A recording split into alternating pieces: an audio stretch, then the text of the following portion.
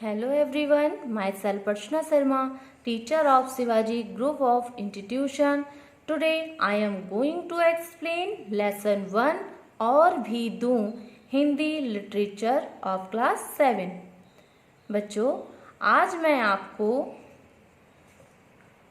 हिंदी साहित्य में पाठ 1 और भी दूं नामक कविता पढ़ाने जा रही हूँ, जो भगवती जी द्वारा लिखित है। इस कविता में इन्होंने बताया है कि कवि अपने देश के लिए अपना सब कुछ अर्पण करने की चाह रखता है और मातृभूमि से अपनी भेंट को स्वीकार करने का आवेदन करता है। बच्चों, आज मैं आपको इस कविता का सस्वर वाचन करते हुए व कठिन शब्दों का निवारण करते हुए इसकी व्याख्या समझाऊंगी।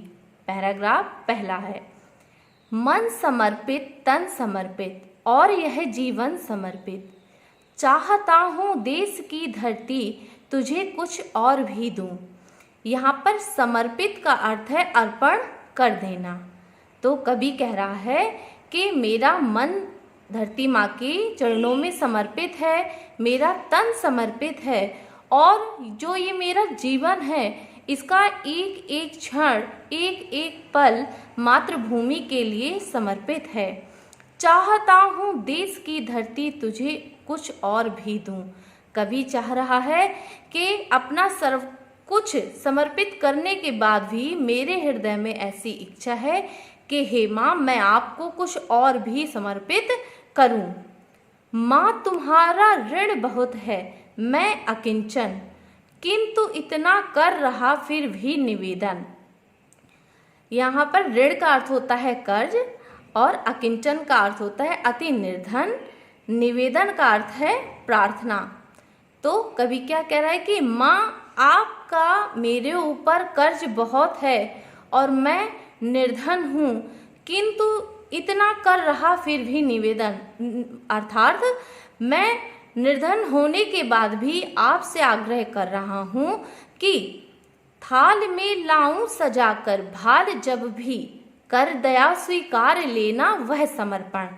कवि क्या कह रहा है कि हे धरती माता, मैं थाल में लाऊं सजाकर भाल, भाल मीन्स मस्तक, अर्थात मैं थाली में अपना मस्तक सजाकर भी आपके लिए लाऊं तो दया कर स्वीकार लेना, अर्थात हे धरती माता, उसको दया करके आप जो मेरे द्वारा समर्पण है उसे स्वीकार कर लेना। गान अर्पित प्राण अर्पित रक्त का कण कर समर्पित, चाहता हूँ देश की धरती तुझे कुछ और भी दूं। कवि कह रहा है कि गान समर्पित अर्थात जो धरती माँ के लिए मतवाले गीत गाए जा रहे हैं वह आपके लिए समर्पित हैं, अर्पित हैं। प्राण अर्पित और जो मेरा ये जीवन है वह आपके लिए समर्पित है। कर्ण रक्त का कण कण समर्पित और मेरे शरीर में जो रक्त अर्थात खून है उसकी एक एक बूंद आपके लिए समर्पित है। चाहता हूँ देश की धरती तुझे कुछ और भी दूं। हे धरती माता, मेरी अंदर से फिर भी इच्छा होती है कि मैं आपको कुछ और भी समर्पित करूं। धन्यवाद छात्रों, आज के लिए इतना ही। मैं अपने अगले वीडियो में यह पाठ जारी रखूंगी। आप इस वीडियो के माध्यम से इस पद्य का अर्थ का भाव समझेंगे। छात्रों, इस कक्षा में भाग लेने के लिए मैं आपका धन्यवाद करती हूँ।